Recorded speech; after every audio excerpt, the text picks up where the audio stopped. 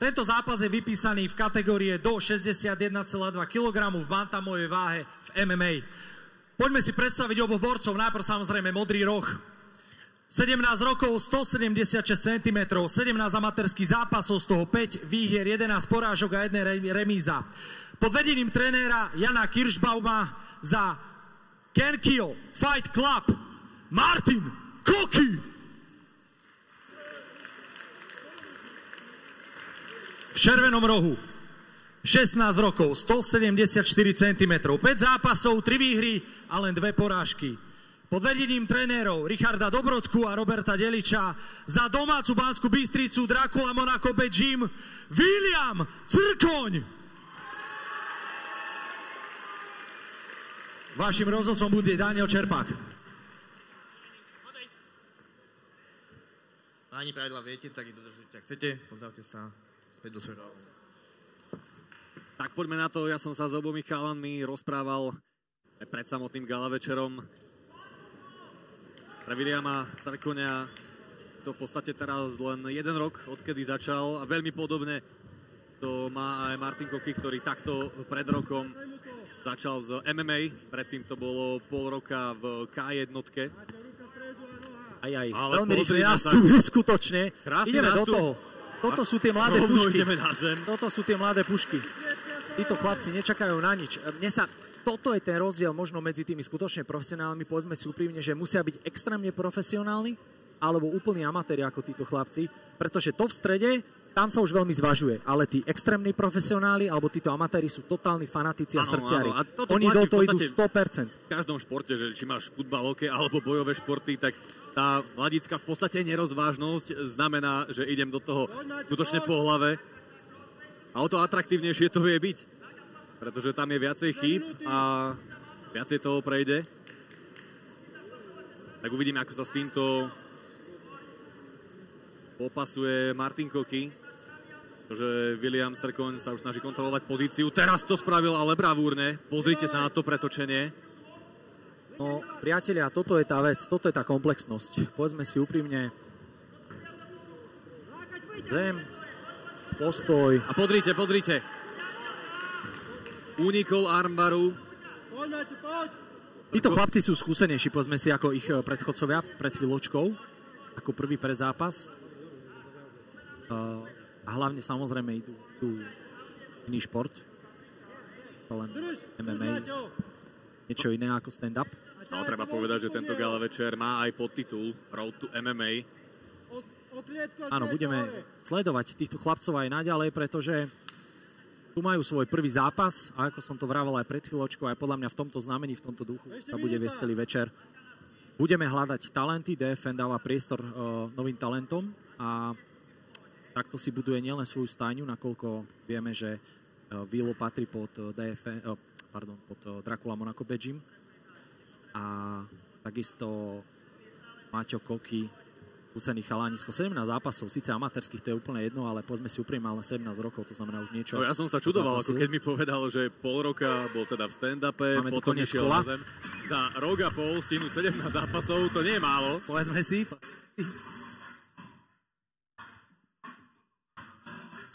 Ak si ideme ešte predstaviť Martina Kokiho, tak už stihol 3. miesto majstrovstva Európy do 61,2 kg, teda v bantamovej váhe Combat Jiu-Jitsu.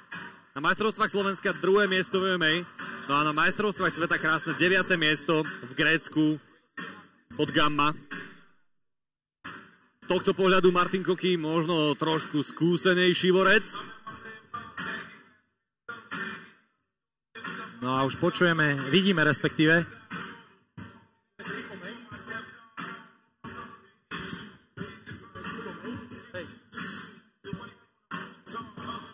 Dracula dáva cenné rady.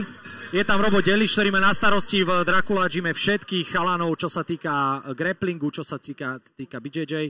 Takže tam je tá základňa silná. Naozaj Dracula Gym ako komplexný športový klub zameraný na bojové športy, úpolové športy. To znamená od stand-upu, tajský box, K1, klasický box, povedzme si Števo Bohinský je tam. Teraz pridali zem, nová miestnosť, nová telocvičňa a tak ďalej, tak ďalej. domáci Dracula Monaco Badgym naozaj vyrástol. Ja keď som si písal s Lupom, Jano Lupták mi vraví, že no tak Robo Delič to je taký slovenský Dumbledore v MMA.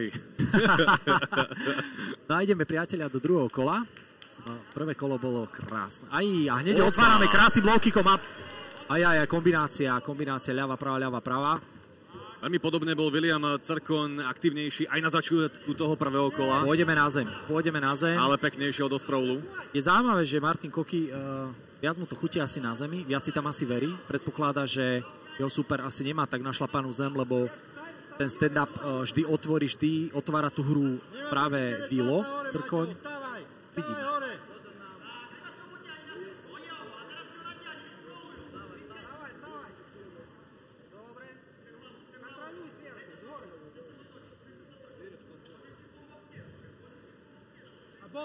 Boduj na bok. Teraz vidíme, že Martin Koky chcel prebrať kontrolu, čo mu nevyšlo. Práve naopak Williamovi sa to podarilo pretočiť. No a uvidíme Ground and Pound, alebo neuvidíme Ground and Pound? Uvidíme. Tak. No. Už je tam aj pekne zahačknutý, ale teraz sa krásne vyšmykol. Tam ale. Na tomto vidíme, že ešte tam nie je ani taká tá 100% kontrola, že už by mohol mať tú pozíciu. Je to také, ako sa vraví, rozjašené, ale je to sympatické podľa mňa. Povedzme si úprimne, chalaniskovia naozaj jeden 16 rokov, druhý 17 rokov. A keď sa na toto bude William potom pozerať či s Ríšom Dobrodkom, s Robom Deličom, tak budú mať čo analyzovať. Boduj! Udeli do boku, Máťo, boduj!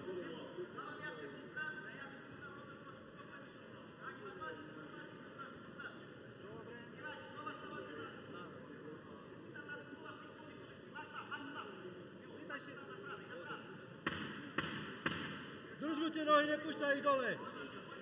Teraz sme počuli odklepaný záver tohto kola. Aj tu. Ale vidíme priateľskú pomoc. Chlapci to vnímajú veľmi športovo. Čo sa cení? Čo máme radi? Áno. Na druhej strane sú zápasy, kedy naozaj sa to tam nie že nehodí, ale človek cíti, že keby sa tam niečo takéto stalo, tak je to celkom neprirodzené, lebo tá nevraživosť je tam. Uvidíme, ktoré možno z tých hlavných zápasov dnešného večera DFN 9 Road to MMA budú práve takéto. Ja minimálne o jednom viem. No daj tip. Ja si myslím, že hlavný zápas bude taký. Včera to bolo vidno, lebo... A ja mám ešte jeden tip, okrem hlavného zápasu. Aha, kto to bude? Lupo a Rado Ľahký. Áno. Tak to naši diviaci.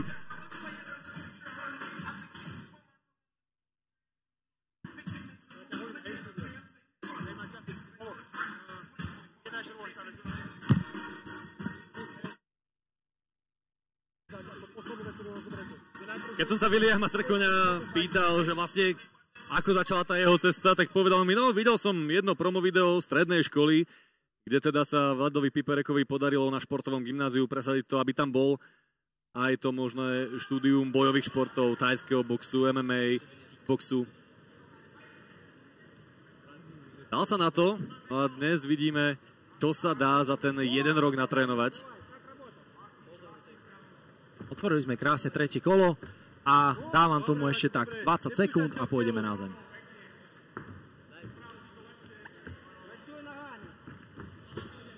Pekný jab. Nie, Máčo, na čo? Ale tak možno 15 sekúnd. Aj. Je koniec. Tak teraz, ideme sa na to pozrieť. žmurkli sme a urobili sme chybu.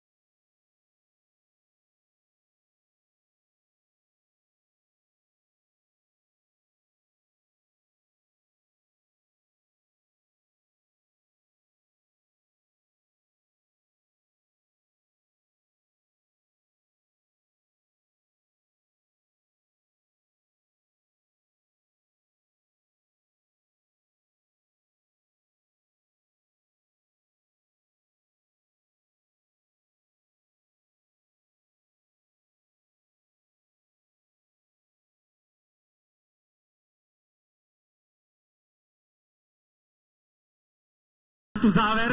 Ako ste videli, trošku možno aj veľmi rýchly, kto ste žmurkli, ako my tuto s mojím spolukomentátorom Peťom Matom, my sme pozerali celý čas, tak sme to až tak dobre nevideli z nášho pohľadu.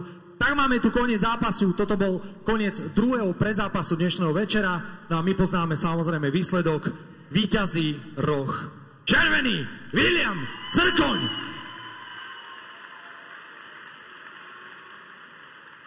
Chlapci, krásny zápas, zostaňte mi tu obaja, veľmi rýchlo to urobil, máme chvíľočku ešte čas, dáme priestor tebe ako víťazovi.